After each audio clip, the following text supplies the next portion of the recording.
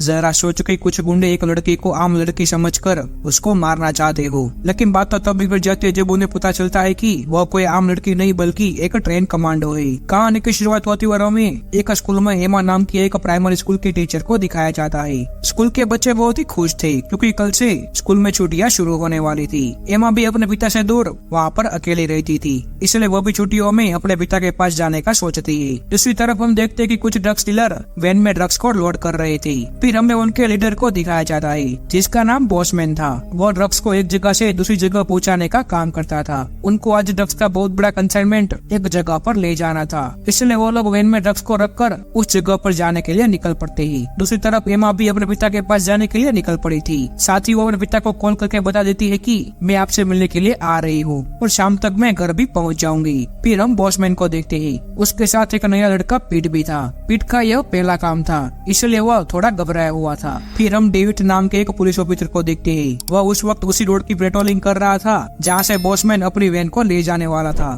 David जब खाना खा रहा था तभी वह बॉसमैन की वैन को देखता है। उस वैन को देखकर उसको उस पर शक होता है, इसलिए वो उसको रोकने के लिए रोड की तरफ जाता है। वही वैन में बैठा हुआ पीट पुलिस को देखकर और भी घबरा जाता है, लेकिन बॉसमैन उसे समझाते हुए कहता है कि डरो मत, मैं सब कुछ संभाल लूंगा। लेकिन पीट फिर भी घबराया हुआ था। वो डेविड के पास आकर गाड़ी रोक देता है। फिर डेविड उनके पास जाकर कहता है कि अपना लाइसेंस दिखाओ। इसलिए पीट अपना लाइसेंस निकालकर डेविड को देता है, लेकिन लाइसेंस देते वक्त उसके हाथ कांप रहे थे और यह बात डेविड भी नोटिस करता है। उसी वक्त एक और गाड़ी उनके पीछे आकर रुकती है जिसमें बॉसमैन के बाकी के साथी थे। दरअसल वो लोग उनकी गाड़ी का पीछा कर रहे थे ताकि कोई मुसीबत आए तो वो लोग उनकी मदद कर सके। वही डेविड पीट के लाइसेंस को चेक करके उसे पूछता है कि पीछे क्या है। पीट उसको कुछ आंसर दे पाता उससे पहले ही बॉसमैन डेविड को कहता है कि पीछे कपड़े रखे हुए हैं और हम उन कपड़ों को दूसरे शहर में डिलीवरी करने के लिए ले जा रहे हैं। लेकिन डेविड बॉसमैन को कहता है कि मैंने तुमसे कुछ नहीं पूछा। डेविड पीट को कुछ और पूछ पाता उससे पहले ही बॉसमैन का आदमी बाज डेविड के पास आकर गाड़ी रोकता है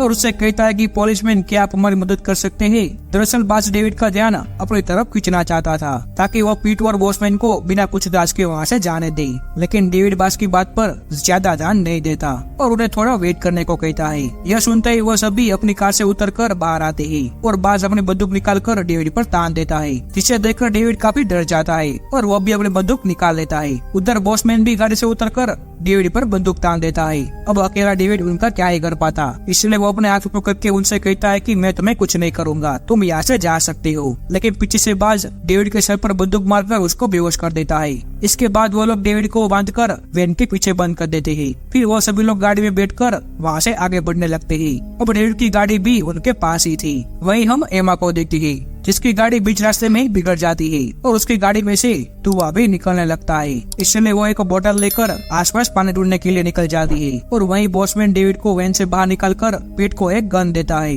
और उसे डेविड पर चलाने के लिए कहता है। लेकिन पीट ने आज से पहले कभी गन नहीं चलाई थी, लेकिन बॉसमैन के बार बार कहने पर वह गन चलाकर डेविड को मार देता है, जिससे दूर खड़ी हुई एमा भी उसको देख लेती है और उसके हाथ से पानी की बोतल छूट जाती है और उस बोतल के टूटने की आवाज बॉसमैन भी सुन लेता है और अपने आदमियों से कहता है कि उस लड़के को पकड़ना हो। और एमा भी उन आदमियों को अपनी तरफ आता हुआ देखकर वहाँ से भागने लगती है, लेकिन बाज और जय उसको पकड़ लेते हैं और उसको बॉसमैन के पास लाते हैं। बॉसमैन अपनी टीम के एक आदमी बोयला को कहता है कि इस लड़के को मार दो, लेकिन इतने में हम देखते हैं कि डेविड अभी भी मरा नहीं था और वो देखता है कि उन सभी का ध्यान एमा पर ही था, इसलिए वो धीरे धीरे अपनी गाड़ी की तरफ बढ़ने लगता है। वही बोयला एमा को मारने के लिए उसको एक पाइप के पास ले जाता है और डेविड से ली हुई हथकड़ी निकालकर उसके हाथ को उस पाइप के साथ बांध देता है। वो एमा के साथ जबरदस्ती करने ही वाला था। इतने में ही डेविड अपनी गाड़ी लेकर वहाँ से भागने लगता है। वो लोग गन चलाकर उसको रोकने की बहुत कोशिश करते हैं, लेकिन डेविड बचकर वहाँ से निकलने लगता है।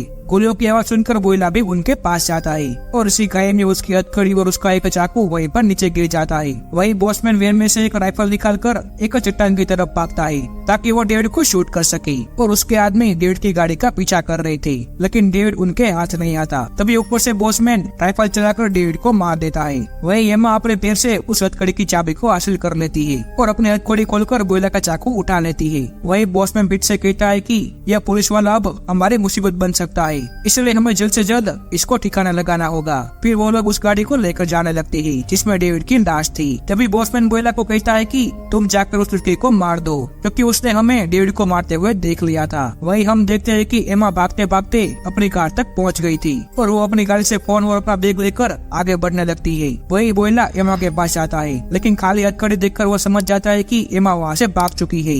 इतने में बॉसमैन और वो सभी लोग वहाँ पर आ जाते हैं। बोयला बॉसमैन को देखकर सब कुछ सच बता देता है।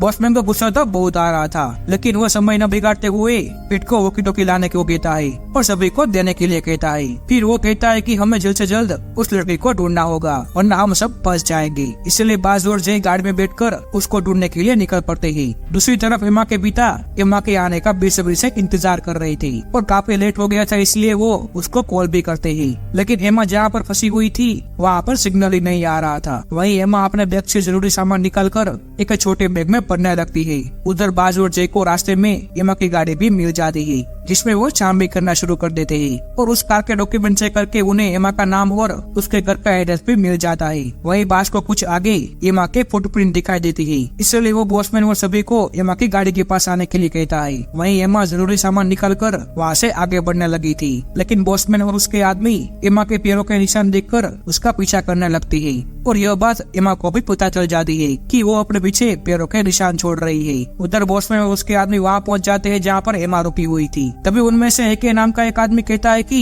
वह जरूर भूखी और प्यासी होगी, इसलिए वो पीने का पानी ढूंढ रही होगी और हमें उसको पकड़ना है तो पीने का पानी ढूंढना होगा, जिससे वो अपने आप हमें मिल जाएगी। उसकी बात बॉसमैन को भी ठीक लगती है और वो सभी लोग फिर से एमा के पैरों के निशान के पीछे लग जाते हैं। थोड़ी दूर जाने के बाद पिट कहता है कि एमा को पता चल गया कि हम लोग उसका पीछा कर रहे हैं, इसलिए उसने हमें उलझाने के लिए 3 अलग अलग दिशा में पैरों के निशान बनाए हैं ताकि हम उलझ जाए और वो यहाँ से भाग जाए। उसकी बात सुनने के बाद बॉसमैन कहता है कि एजे और बोयला पहले निशानों का पीछा करेंगे, बाज और जय दूसरे निशानों का और मैं और पीट तीसरे निशान के पीछे जाएंगे। इसके बाद वह सभी 2-2 के टुकड़े में बढ़ जाते हैं। उधर एमा भी पानी के कुएं के पास पहुंच चुकी थी, लेकिन कुएं का पानी देखकर वह समझ जाती है कि यह बहुत गंदा है और यह पानी पीने से वह बीमार भी हो सकती है, इसलिए वो थोड़ा सा पानी निकाल कर उसे साफ करती है। इसी बीच बोयला और एजे दूर से एमा को देख लेते हैं। एजे यह बात बॉसमैन को बताने की कोशिश कर रहा था, लेकिन बोयला उसे रोक लेता है और कहता है कि एमा को मैं ही मारूंगा, क्योंकि बॉसमैन ने उसे मेरे हवाले किया था। इतना कहकर वो एमा के पास जाने लगता है और वहाँ पहुंचकर एमा पर बंदूक तान देता है और एक बार फिर से उसके पास जाकर उसके साथ जबरदस्ती करने की कोशिश करने लगता है। लेकिन इस बार एमा डरे बिना उसके पेट में चाकू मार देती है और उसको कहते है कि मैं कोई आम लड़की नहीं हूँ। यह सुनकर बोयला उससे पूछता है कि तुम कौन हो। तभी एमा बताती है कि मैं स्पेशल कमांडो जॉन की बेटी हूँ और मुझे मेरे पिता ने बचपन से ही कमांडो की ट्रेनिंग दी है, क्योंकि एमा के पिता का मानना था कि हर लड़की को अपनी सुरक्षा करना आना चाहिए। बोयला को तो एमा ने मार दिया था, लेकिन अभी भी 5 लोग बचे हुए थे। एजे दूसरे देखता है कि एमा के पास बोयला कहीं नहीं था, इसलिए वो बॉसमैन को कॉल करके इस बारे में बता देता है। लेकिन एमा भी बोयला के वॉकी टॉकी से एजे और बॉसमैन की बातें सुन लेती है, इसलिए वो बोयला की वॉकी टॉकी और गन लेकर वहाँ से भागने लगती है। इसके बाद जब एजे बोयला को देखने के लिए कुएं के पास जाता है तो उस जगह बोयला की लाश मिलती है। यह देखकर वह तुरंत बॉसमैन को इस बारे में बता देता है और अकेले जाकर एमा का पीछा करने लगता है। जल्द ही बॉसमैन बोयला की लाश के पास पहुंच जाता है। बॉसमैन को छोड़कर बाकी सब उस कुएं से पानी पीने लगते हैं। वहीं एजे एमा के पैरों के निशान का पीछा करते करते दूर आ गया था, लेकिन एक जगह जाकर एमा के पैरों के निशान गायब हो जाते हैं, इसलिए वो ऊपर देखता है और तभी ऊपर से एक पत्थर आकर उस पर गिरता है। यह पत्थर एमा ने फेंका था और वो पत्थर लगने की वजह से एजे वहाँ पर बेहोश हो जाता है। और जब एमा एजे को देखने के लिए नीचे आ रही थी तभी एजे को होश आ जाता है और वो एमा को मारने की कोशिश करता है, लेकिन एमा ने पास पड़ी हुई एजे की गन उठाकर उसको ही मार दिया। कुछ देर बाद बॉसमैन और उसके आदमी एजे की लाश के पास पहुंच जाते हैं। वहीं एमा एक चोटी से देखती है कि आगे एक पुराना घर था, लेकिन तभी बॉसमैन भी उसको चोटी पर खड़ा हुआ देख लेता है और वो जैसे ही एमा को शूट करने वाला था तभी एमा की नजर उस पर पड़ जाती है, इसलिए वो तेजी से भागकर एक पत्थर के पीछे छुप जाती है। वहीं पीट और बाकी सब उस गंदे पानी को पीने की वजह से बीमार होने लगे थे। तभी पीट एमा को देख लेता है, लेकिन बॉसमैन जब तक उसको शूट कर पाता तब तक एमा फिर से छुप जाती है। इसलिए बॉसमैन उन सबसे कहता है कि तुम लोग आगे जाकर उसे ढूंढने की कोशिश करो, मैं यहीं से उस पर नजर रखता हूँ। बॉसमैन की बात सुनकर वो सभी लोग एमा को ढूंढने के लिए जाते हैं। वहाँ एमा भी उस पुराने घर के अंदर पहुँच चुकी थी, लेकिन उस पुराने घर में भी उसके काम की काफी सारी चीजें थी। तब तक वह तीनों भी उस घर के पास पहुंच चुके थे और वह तीनों अलग अलग दरवाजे से घर के अंदर जाने का डिसाइड करते हैं। और जब जय अंदर एमा को ढूंढने के लिए जा रहा था तभी एमा एक हथियार से उस पर हमला कर देती है और उसको मार देती है। इसके बाद पीट भी एक दरवाजे से घर के अंदर जा रहा था और तभी अचानक एमा उसको पकड़ लेती है, लेकिन वो एमा को कहता है कि मुझे छोड़ दो, मैं इन लोगों के दबाव में आकर यह सब काम कर रहा हूँ। उसकी बात सुनकर एमा उसको छोड़ देती है, लेकिन वो बाहर जाकर बॉसमैन को बताता है कि वह अंदर ही है। तभी एमा उसके पीठ पर एक चाकू मारकर उसको भी मार देती है। इतने में बाज आकर उस पर हमला करने लगता है। पहले तो बाज उस पर भारी पड़ रहा था, लेकिन कुछ देर बाद वह भी एमा के सामने नहीं टिक पाता और एमा उसको भी मार देती है। बाज को मारकर एमा जैसे बाहर जाती है तो उसके सामने बॉसमैन हाथ में राइफल लेकर खड़ा हुआ था, लेकिन एमा उसको कहती है कि मुकाबला बराबरी का होना चाहिए, इसलिए बॉसमैन राइफल को छोड़ देता है और एक छोटी गन निकालता है। इसके बाद दोनों एक दूसरे पर गोलियां चलाते हैं, लेकिन एमा ने सीखी हुई ट्रेनिंग से वह बॉसमैन को मार देती है, जबकि बॉसमैन की गोलियों से वह सिर्फ घायल होती है। फिर हमें दिखाया जाता है कि एमा जख्मी हालत में अपने घर तक पहुंच चुकी थी और अपने पिता को गले लगाकर कहती है कि मुझे कमांडो की ट्रेनिंग देने के लिए शुक्रिया। और इसी के साथ हमारी यह कहानी खत्म हो जाती है। अगर वीडियो पसंद आई हो तो लाइक कर देना और चैनल को भी सब्सक्राइब कर देना। मिलते हैं अगली वीडियो में।